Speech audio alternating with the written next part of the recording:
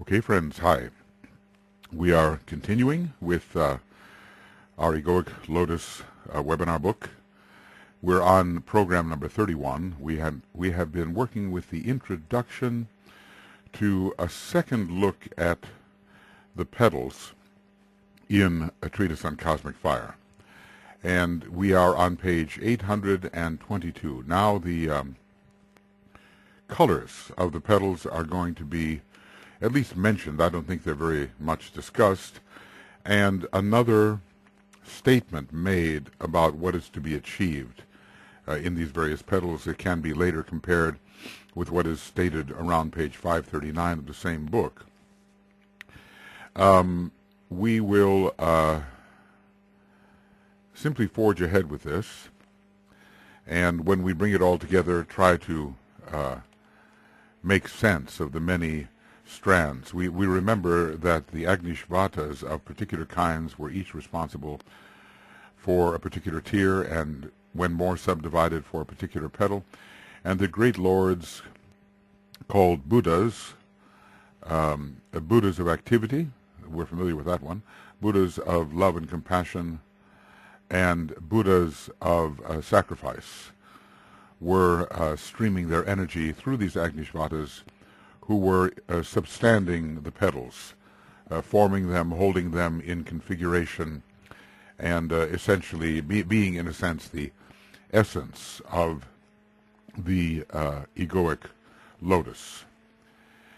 Yes, it strikes me there are different kinds of solar angels or Agnishvatas involved with the egoic lotus. They are a hierarchy. It has to be understood. They are differentially evolved, and some of them have management, let us say, over one petal. Some may be over an entire tier, some over the entire egoic lotus, and this has to be reconciled with the idea that the solar angel per se projects an aspect of itself into the egoic lotus, substands the egoic lotus. It has a life apart from the egoic lotus, and also a life within, having pervaded the entire universe of the egoic lotus. With a fragment of myself, I remain. Okay. So now we are ready to, I think, continue, and let us see where we are. Right, beginning with Egoic Lotus Program 31, and we're in Cosmic Fire, page 822. So we will work with these progressively, and we have what's called here the outer knowledge triad. It is in the color orange, and orange is the one color which consistently is found in every color of the every petal of the egoic lotus. Orange is, in a way, representative of the sun. When Blavatsky gives us the note of the scale D that is connected with the sun, she gives us the color orange. And also it's connected with the fifth ray of Venus. So we remember that this type of knowledge has been called active wisdom. There was active wisdom, active love, and active will. These were the kinds of Agnishvatic lords that were substanding the egoic lotus. Active wisdom, and operates progressively in relation to the three lower worlds. Of course, once the knowledge of the lower worlds is translated into the soul, it does become wisdom, because the wisdom is of the second aspect. So that which is stored in the egoic lotus is at least on its way to wisdom, we might say. So it operates progressively in relation to the three lower worlds, but not in relation to the subjective self. Is it possible to have wisdom in the three lower worlds? Well, wisdom in the ways of the world anyway. But there is a reason why we're not hearing the word active knowledge, we're hearing active wisdom, and I suppose it has something to do with the nature of the Agnishvatas themselves, who certainly by their stage of evolution are lords of wisdom. So the relationship with the higher of the pairs of opposites, and not just the personal pair, would begin with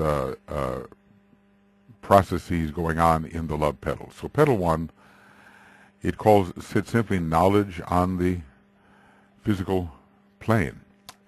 The petal expresses itself particularly in relation to the five outer senses, and this is also the material which the concrete mind uses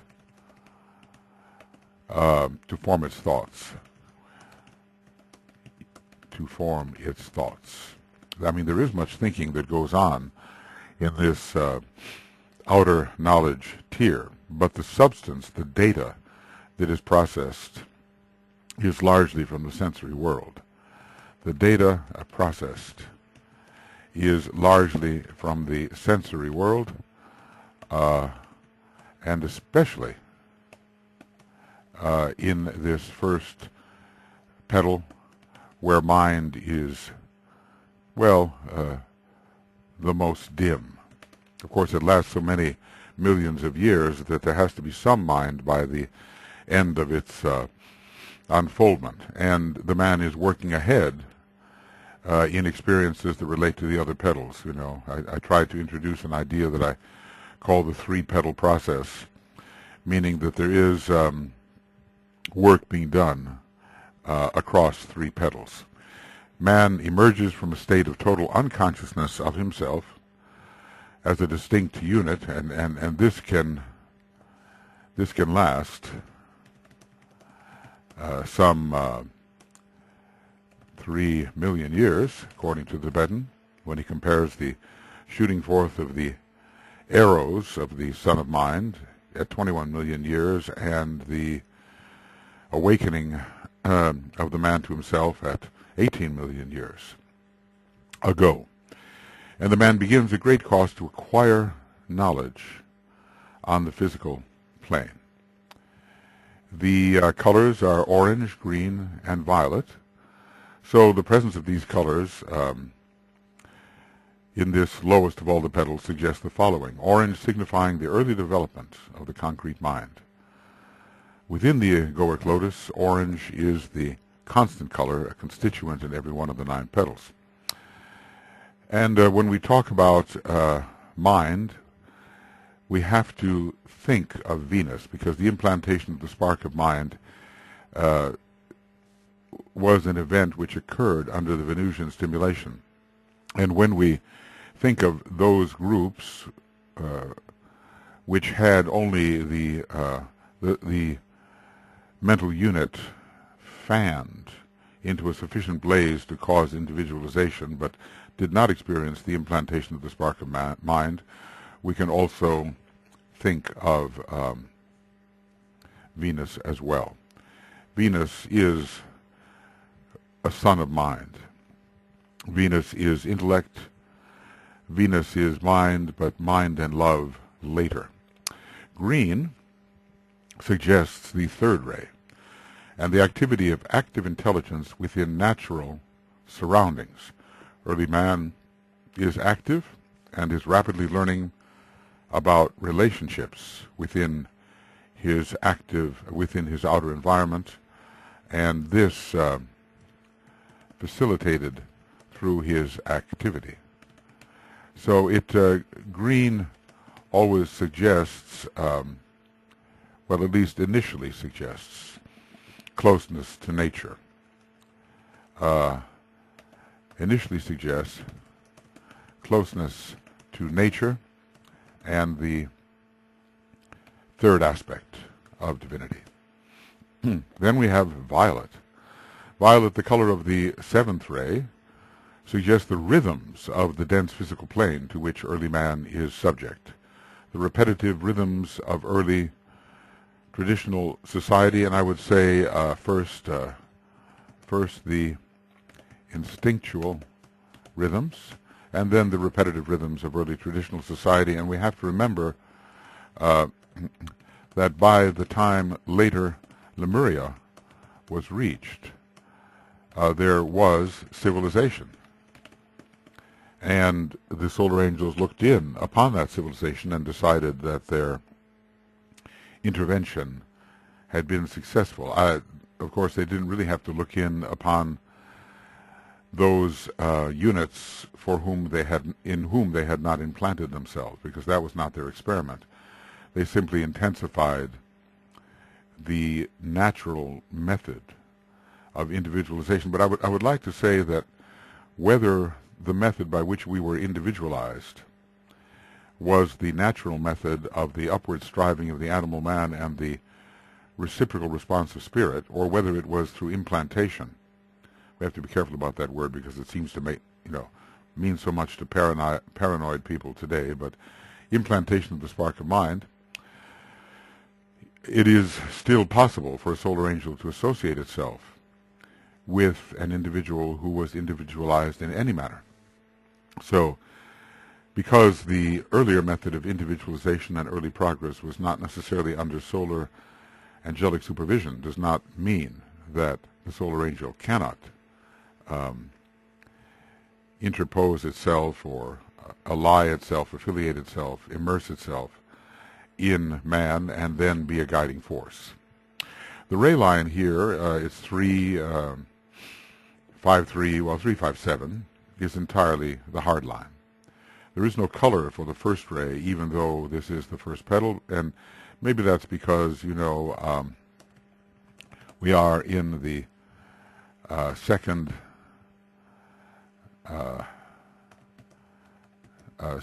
solar system. Maybe in the next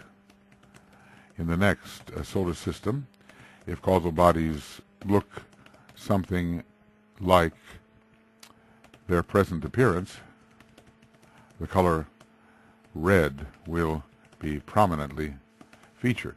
But there is red in the life of the early man. There is red in the life of early man, and DK gives us the history of man in color, and the savage red of rampant desire is definitely there. The earliest phase is red, followed by orange, followed by green, followed by rose and blue, and so forth. So red is part of the life, and later, when there is consummation of the egoic lotus according to the man's ray, by the time there's consummation, the monadic ray is influential, and so is its sub-ray, the ray of the causal body. So if there is the first ray in either one of those, apparently there will be a display of some red in the egoic lotus. Throughout the color scheme of the egoic lotus, we cannot find the red at this time. Can it be that the color blue is meant to take its place? There is a tabulation. Maybe I'll just have to find it because I've been talking about it so much. Within LOM, Letters on Occult Meditation, where blue represents the first ray and red the sixth, an apparent inversion, but perhaps not without reason. I'm very tempted, to go to Letters on Occult Meditation and see what we can find with red, blue, green, violet, is there nothing? Wait, something wrong? Red, blue. Oh, there's no violet spelled that way. I think we can find something here. Let's see. Well, I'm not finding the tabulation. So maybe I'm wrong about occult meditation. Red, blue, green, violet, and that's for all the books.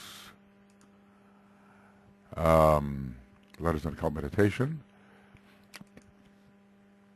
And let's see. This is one division, but this one is accurate, at least in terms of how we consider accuracy. I'm not doing so well. Let's just try red and blue. There are 17 there, and that's quite a... It should be in a vertical... the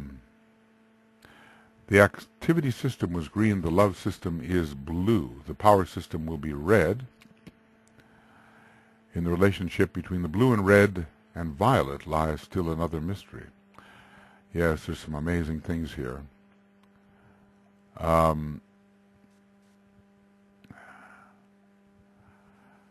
don't think I'm going to be successful for some reason. And I don't know why. I don't know why. But I can assure you that it is the case. And that there is, I could go page by page, I think, through Letters on Occult Meditation and find the reason why I am failing. Unless I did, I might try this and put down something like A, blue. Okay, and let's see if let's try this. A, blue. And there we have so much. Let's see, Letters on Occult Meditation. It's not going to give me the A. No. All right, well, then just take my word for it. It's reference unconfirmed, but it is there. And I have used it so many times. Well, it's often good not to give up, because here it is indeed, and it's hard to know. It's probably because there's a period after the word blue, you see. When the Logos uttered the great cosmic word for this solar system, 3 major streams of color issued forth, breaking almost simultaneously into another 4, so giving us the 7 streams of color by which manifestation became possible. So notice we have blue, green, and indigo. Blue in the position of the first ray. Yellow 4, orange 5, red 6, and violet 7. Not unwittingly have I placed them in this order, but the exact significance is left for you to discover. Now that's a good teacher, right? Leaving something for us. But perhaps in this second ray solar system, when blue appears, it does not have only the meaning of the 6th ray or the 2nd ray. Maybe, well, you know, the early and the 6th ray related to Mars, of course, will give us the red. And that is a definite link. But when related to, when the first ray is related to blue, sometimes electric blue is considered to be a first ray color. But we have to figure this out, and I'm pretty sure it's because of the kind of solar system that we do have. This is related to the solar system and not to our particular planet. So anyway, we found that. And I say, okay, reference confirmed, RC. You know the old story.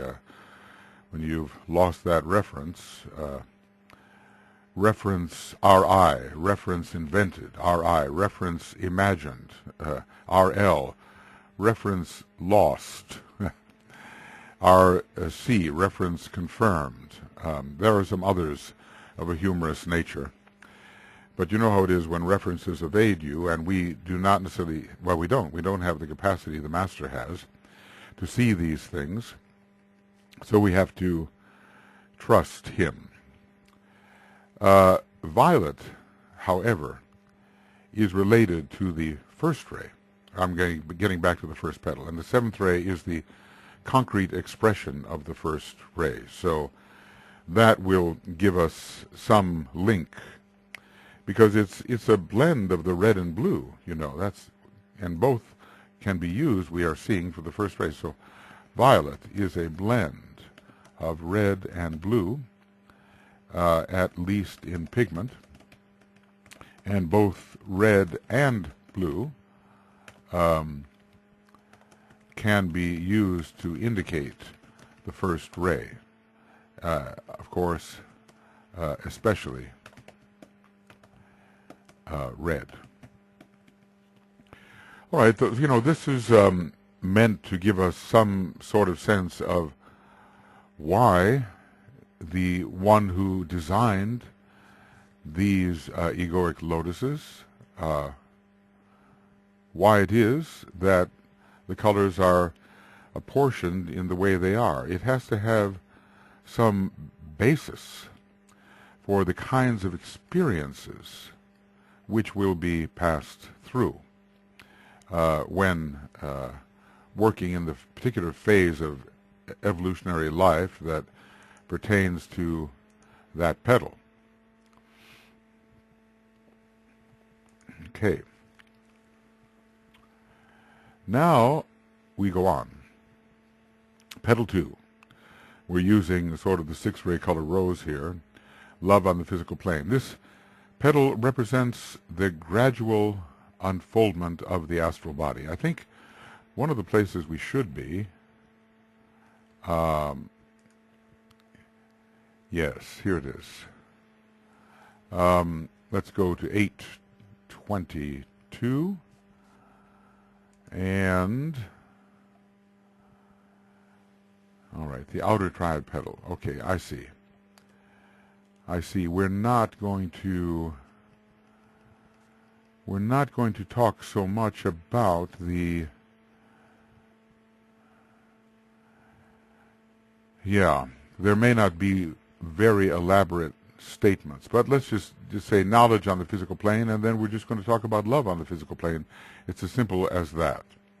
And this is this represents desire. Love on the physical plane. Love. Okay. Love on the physical plane relates to desire. It is love in form, but as we have been told, it is beyond instinct per se, beyond strictly sex instinct. So the petal represents the gradual unfoldment of the astral body. It is, we called it the Atlantean petal, and the previous petal the Lemurian. And the love here found expresses itself as desire and emotion, but not as love per se, certainly not as love detached from form, because we are in the petals of knowledge for the physical plane, and our consciousness consists, of what do the contents of consciousness consist? If mostly of the representation of physical objects, then it is a very physicalized consciousness. So, you can look at your own contents of consciousness and you say, well, it's certainly not consisting in the majority of strictly physical objects. You have all kinds of astral, mental, and higher impressions within the contents of consciousness, but that would not be so for the early type of individual. So it's not as love per se, not as soul love, but it does contribute, we have been told, to an elevation. It does contribute to a growing degree of interpersonal harmony, not impersonal. We're very far from that. When you look at another human being at this stage, what you see is what you get. This, the human being is the physical form. And even if the astral world is involved, it's the astral world reflecting the physical form. For many, the astral world is a very physicalized place. You sometimes think of the heaven that is imagined, the paradise that is imagined by people who long to be on the astral plane. It's a very physicalized kind of environment with a real reflection of what we find here on the physical plane, and of course an augmentation and an idealization of what we find on the physical plane, but still the forms are physicalized. We are not dealing with abstract currents of feeling at all. All right, now the colors are orange, that's consistent, rose and blue. So the presence of these colors suggests the following. The continuing growth of the concrete mind, orange, even though the physical nature and emotional nature are still overwhelmingly the more powerful. Mind is still definitely applied to very concrete experiences. Even the Aboriginals of Australia, it can be inferred, have something of the second petal in process of development, or they could not produce the art as they do. Remember, we're told in Education in the New Age, on that same page where we find the discussion of genius, that when two petals are open, that the art, something creative which expresses the higher self or soul, can begin to come through. I mean, this is such a specialized area of study. Not only the general dynamics and sort of physiology of the egoic lotus, but the kind of outer forms, cultures, and civilizations to which lotuses of different kinds attach themselves, or which lotuses of different kinds represent. So, you know, it would be fascinating to take the different groups on the planet, different cultures, different those who, well, I suppose different racial groups, cultural groups, ethnic groups, and see if there were different aspects in common in the egoic lotus. This would really be the study of internal man. And the day will come, of course, when it's going to be possible. But, you know, so many things are possible. The question is, what is needed? Some amazing artwork is done by the Aboriginals of Australia. And remember, of course, that high souls can go into groups which are apparently less advanced to teach and to help and for their own, due to their own karmic relations. Rose suggests that within the astral body a form of love is expressing itself. The persistent self-love, very Leonian in a way, primitive Leonian, characterizing petal 1, gives way to increasing love of others, we're told. As a matter of fact, maybe the best way to be able to switch back and forth would be to go to A Treatise on White Magic, and we just start at 5:39, and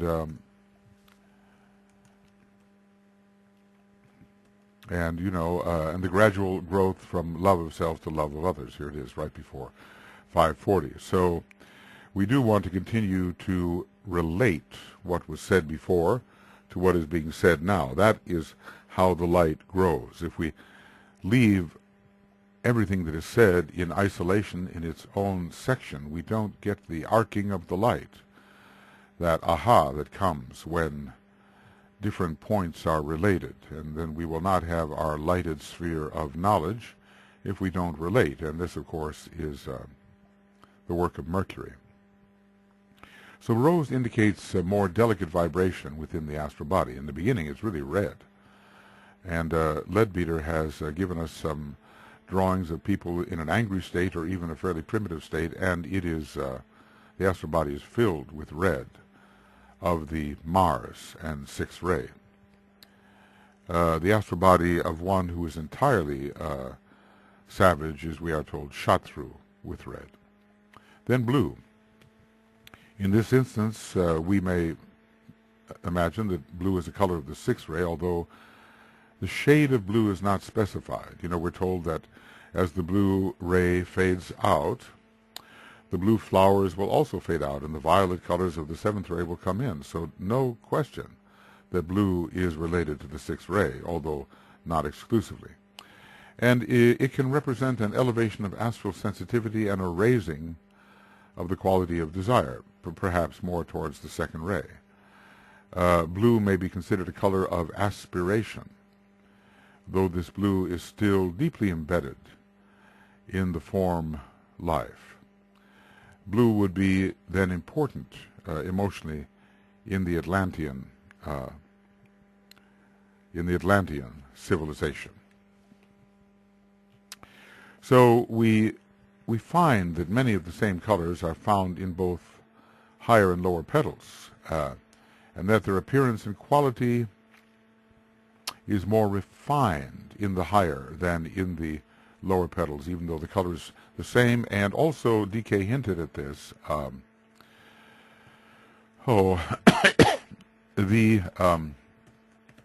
The intensity of the color varies from tier to tier.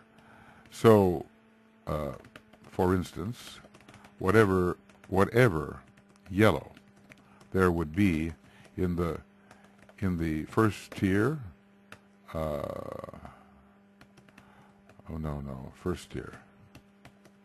No, that's not going to work.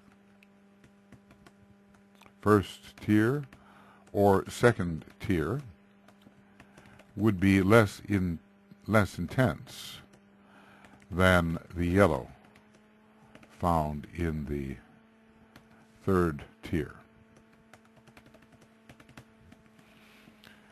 So, there's just going to be an amazing study of color dynamics for true students of the processes of the Egoic Lotus. It's going to be an amazing sort of fifth ray, fourth ray study, second ray, of course, because it is the second aspect.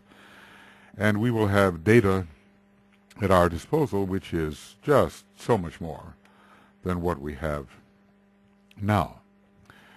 And we'll really begin to understand what makes the human being as it is. Now here the yellow is brought out for petal 3. I guess it's this is used deliberately.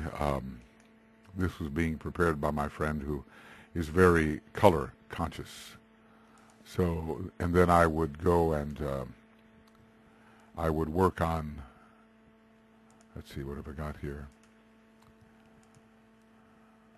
Okay. All right. And I'm just trying to keep these colors consistent. I'm a bit of a color conscious person myself. At least I was when I was a young person. How to mix the colors was always my big question. And but I stopped because the colors tended to run together, and I didn't like that. So that was problematic. Maybe I should have used colored pencils or some other kind of medium where the running of colors together was not so problematic. So the next one is the petal of sacrifice on the physical plane. We'll just take a look at it.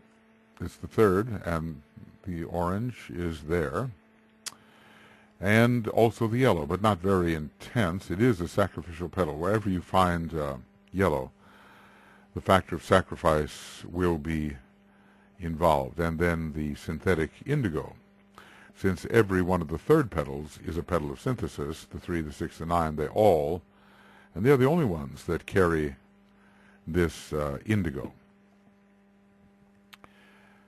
All right, so the human being is forced to pass through sacrifices. DK doesn't say much. Sacrifice on the physical plane. Over here, he says a lot more. The unfoldment is brought about through the driving force of circumstances, and not of free will. Nobody is sacrificing voluntarily here. One just has to, made to. It is the offering up of the physical body, which these petals correlate with, upon the altar of desire. Low desire to begin with, maybe in the earlier part of these petal processes, but because one works ahead, one is working in several different areas of experience simultaneously.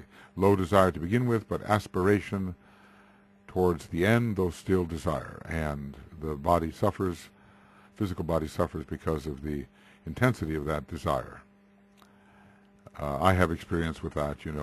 I used to love to sing, and I so much wanted to sing that I would beat my voice up.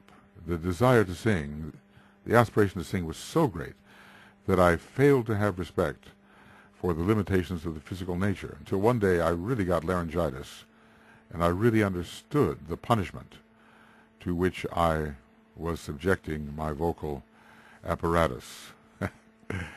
But the desire was so great, probably the carryover, of some kind of operatic past in the earlier days of recapitulation, that being born with a voice that was strong but wouldn't take that kind of punishment, there was a sacrifice of the vocal apparatus. And, one learns that karma works out so much in the physical apparatus. So low desire to begin with, but aspiration towards the end, though still desire. As man in the early stages of his evolution is polarized on the physical, much of this is undergone unconsciously. He doesn't really see within or understand any deeper reasons for what is happening. I can't say that entirely. I mean, there are people who understand that the sacrifice simply must be made, because if it isn't, the country will go down, the family will go down. There's so many things you just have to do, or something that you prize will go down. It's polarized on the physical, and much of this is undergone unconsciously and without any realization of what is being consummated. But the result in the causal body is seen as a twofold increase of heat or activity. I'm just remembering, there were some of these stories about the Russian war, and how the soldiers were just made to fight. They had no choice. If they ran back, their own men would kill them, and if they went forward, they didn't have enough weapons. One gun shared between two. The idea was, when your partner is killed, take the gun, or if you're killed, well, the partner just has the gun. So we can be put into situations that are really between a rock and a hard place, and there's no way out. I guess we call this servitude. So the forced participation in war, the necessity of making a living under difficult circumstances are two examples: the orange, the yellow, and the indigo. How can we interpret this? Well, the details concerning these petals is dealt with in the commentary for the semester 5, section 9. Well, when I used to do this in terms of writing out the cosmic fire commentaries. And in a forthcoming comprehensive book on the subject. Well, this is it.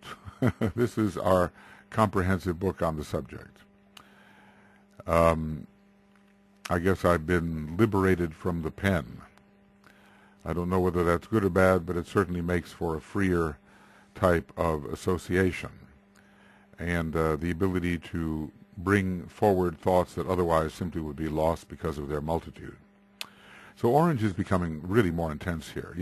Just because a color appears in a particular petal does not mean it appears in the same intensity. This is a knowledge petal, and the fifth ray is orange, Venus. So more intense as the concrete mind takes on a definite focus in petal 3. Just imagine you see the same color but at different degrees of radiance and intensity.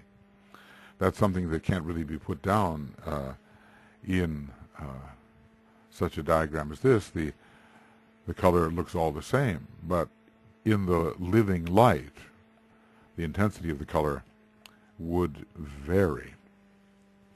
So it must be an amazing sight, as DK tells us. The human being is becoming definitely intelligent. Intelligent primary lotuses have their third petal unfolding, though the second is dormant and even shut. And also the first petal. Oh, that's not it. First petal is unfolding. Because perhaps they're not quite as used to earthy physical plane living as are those who are either individualized right here on Earth, because they are not individualized on Earth. They didn't come in until the 5th root race. They didn't come in Atlantean times, and I don't think they were here in Lemurian times. The yellow emphasizes the growing mentality, but also the sacrifice which a human being is called upon to make, though it is largely an unconscious sacrifice. Yellow, linked to red, first aspect, produces the orange, by means of which individualization occurs. Now, I don't know whether I'm really working in the realm of light per se. I'm probably thinking in terms of pigment. If you really want to talk about color, then talk to my colleague Victoria Stone, who helped with the preparation of these things and has her own website on color and its esoteric meanings. So it is let us say the first ray is forcing the sacrifice. It is in a sense a ray 1 petal, whereas the knowledge petal is ray 3 and the love petal is ray 2. But yellow is the color somehow related to sacrifice. An old friend of mine used to play on the word and say, yell ow, suffering. Yellow. It also can be associated with other less desirable features like cowardice, running away, and maybe some Mercurian people, since yellow is such a Mercurian color, do retreat and do not stand their ground. Indigo is the color of synthesis, and is found in the third petal of every series of 3, as I pointed out. It may be thought to gather within itself all the qualities generated during the millions of years of evolution required to organize, vitalize, and unfold the first tier of petals. So the synthetic color indigo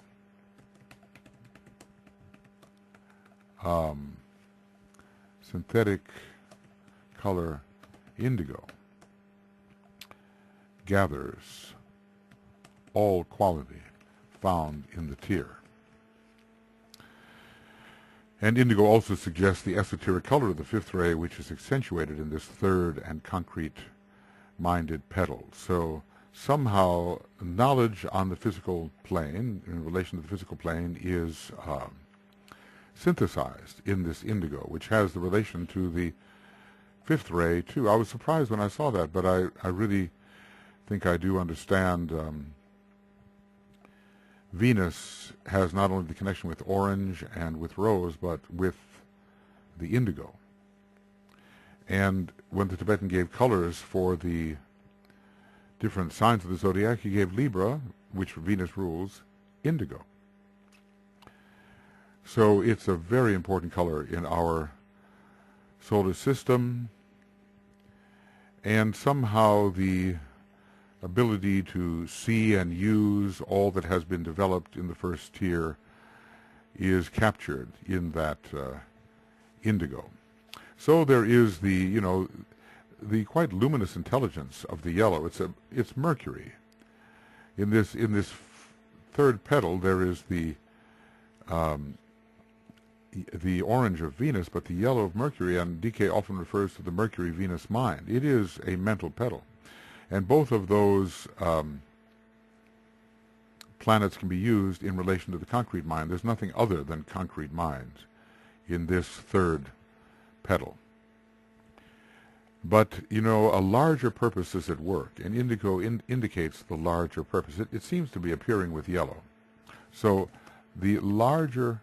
Oh, we're getting bounces here, and I know why.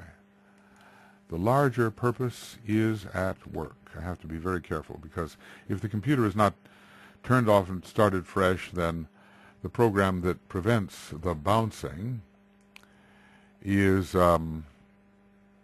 to work. So the larger purpose is at work here, represented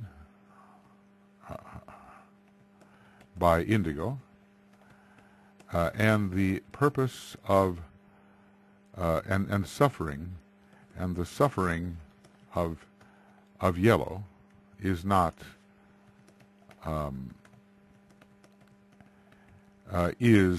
purposeful. When you put the two things together, purposeful suffering, even if it is not, one is not conscious of it, purposeful suffering building towards the synthesis that man must become. All right. Well, you know, we're giving here a fairly light treatment. We had a much heavier treatment in the other work in Cosmic Fire, and then we'll bring this all together, because here the colors are pretty much on their own. There are a few things said here that are not related to color, and they are very important. Although the various colors in each petal function simultaneously, the sequence in which they are presented may be considered significant. It is, we may presume, largely a developmental sequence. So, you know, we are given here orange always first, yellow, and then indigo. That's a proper sequence, because indigo is the final and synthetic color.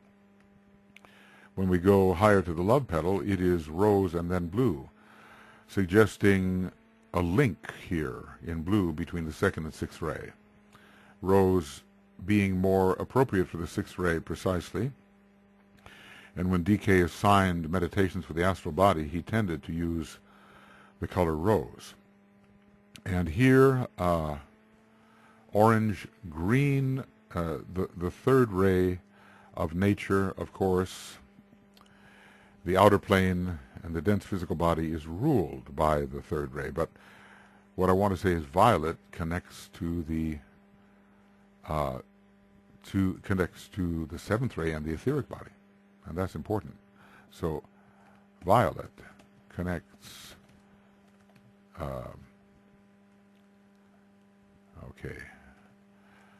connects to the etheric body, which later in the process of this petal becomes an object of attention and a field. Have to be very careful here. Field of initiation. Yes, jumping cursor, you know.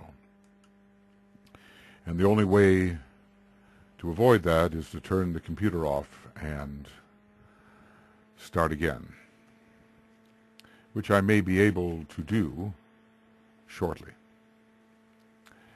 So let's see, there are a few more things before we get into the second circle, and maybe, if all goes well, I can stop this program before the second circle begins.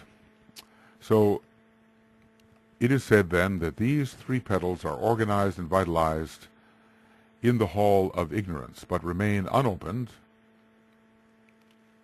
and only begin to unfold as the second circle is organized. And this is an important statement, but, you know, it is problematic.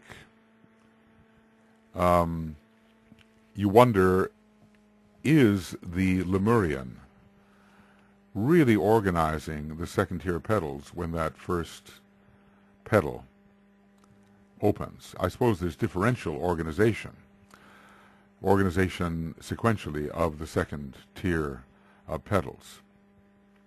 They give, these kind of statements give the image of the developmental process of the petals. We must remember that the work of man is largely to organize the petals. That's the work of man, largely. Agencies other than the human provide for the unfoldment of the petals, at least at a certain point, at least once the rod of initiation is applied, later on in the process.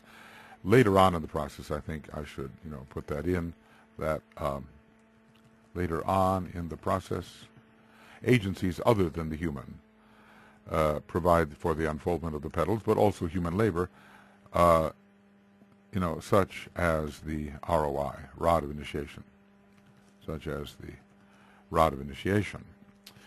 So it seems to me, you know, I always think of three petals involved, and maybe,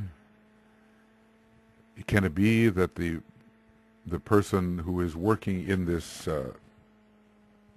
who has an organized first petal, is now working in the fourth petal, which is the first of the second circle, when there is the unfoldment of the first petal. That does seem rather far ahead to be working, given what the meaning of the fourth petal.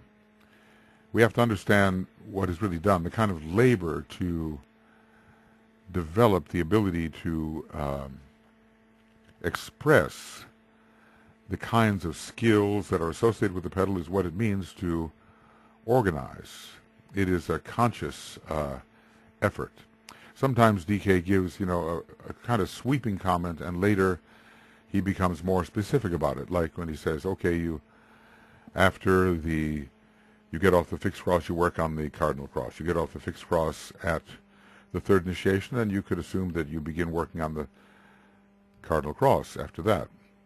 And at some point he seems even to say that, but then he becomes more specific and talks about how the fourth initiation is not taken on any cross, and only at the fifth do you really mount the cardinal cross. So,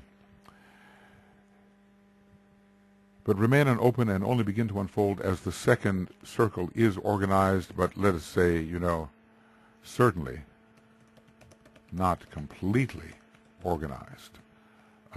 Work in the first part of the second circle. Now the jumping cursor will require treatment. Second circle. Okay. Because otherwise we're going to be just plagued by this. So here is a little bit more that's being said. The act of organizing and preparing for unfoldment is the most important stage, and that with which the man is most concerned. The act of petal opening is of briefer duration and is produced by the pouring in of solar heat or fire, thus bringing a fresh access of energy. And we would say either from the second logos,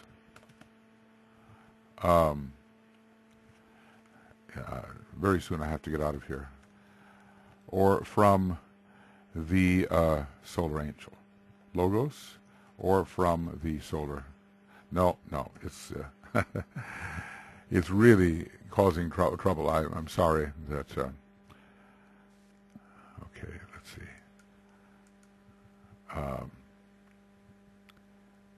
Okay, yeah. Either from the second logos, I have to be very careful, or from the solar angel. The ego takes no active interest in the development until the second petal of the second series is beginning to open. This we discussed. Before that time, the work proceeds under the law of its being through the inherent life of the second logos, which is the life of the petals of the logos, and thus the life of the informing Agnishvatas, and thus the life of the informing Agnishvatas.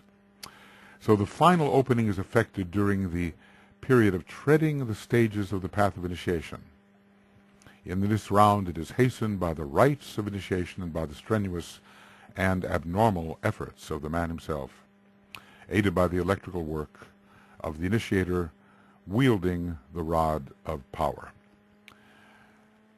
We gather that the petals representing the hall of ignorance only unfold when a man is working in the hall of learning, but we must be cautious about that, because that would be, in a way kind of a four-petal process instead of a three. It is possible. But what the man does, I think this is such an important statement from 869, that which the man is most concerned, organizing and preparing for unfoldment, is the most important stage, and that with which the man is most concerned. So in terms of our intensive labor, that's where we are working. Is there any work once the unfoldment continues or begins? I suppose there is, because not all aspects of the petal are unfolded. So we can be working ahead in areas of the petal, so to speak, which require our attention while some unfoldment is occurring in areas which we have covered. Does organization precede vitalization, or is it the other way around? Well, we have decided that organization precedes vitalization. I want to write so little, the first. The sequence of words seems ever to be the same, organized preceding vitalized. Perhaps in this natural building process it does not serve nature to vitalize that which has not been properly organized. I think that's correct. Yet the act of organization itself requires at least a requisite degree of vitalization. But vitalization is preparation for unfoldment. So the opening of the petals suggests that the qualities represented are quite strongly expressing because they have been well prepared. And when the stages of organization and vitalization are active, the qualities and pertinent abilities are being built and are not yet fully formed and expressive. We can say that opening is about expressivity, is about strength. Oh, isn't that something? It's going to jump all over the place. And strength and expressivity.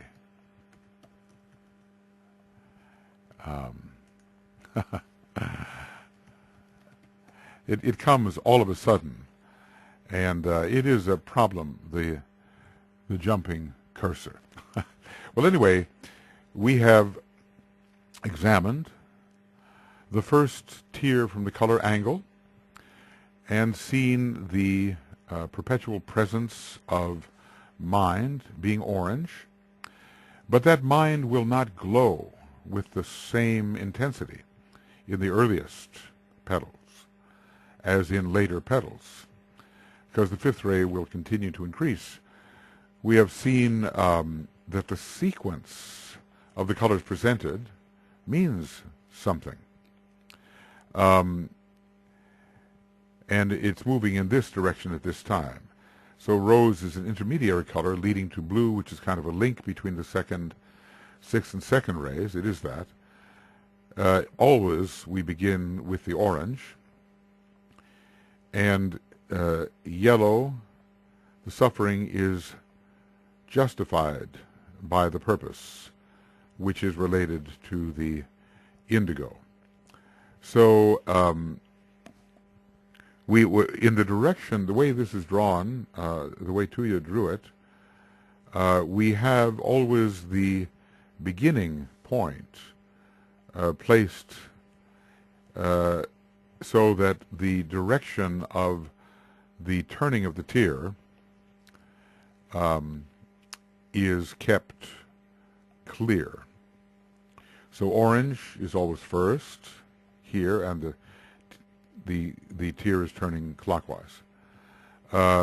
Rose is always first. 5. How do we do this? Here it is. Here's the rose.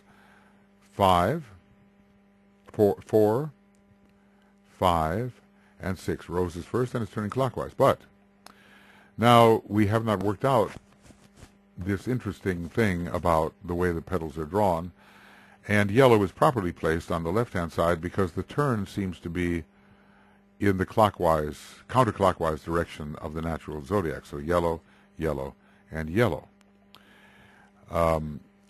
There's always going to be one color which shows itself at least 3 times, and those colors are orange, rose, and yellow. And in this diagram, I think they are properly placed. We still haven't decided why the sacrifice tier is drawn in such a way that it looks like it must have a counterclockwise component to it.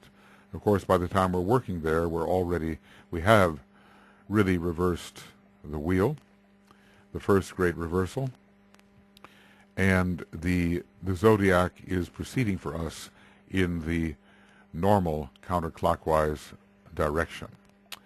Okay, friends, because of my jumping cursor, I'm sorry to say, I have to shut the whole thing down. But let's just say that this will be the end of Egoic Lotus Webinar Commentary Program 31.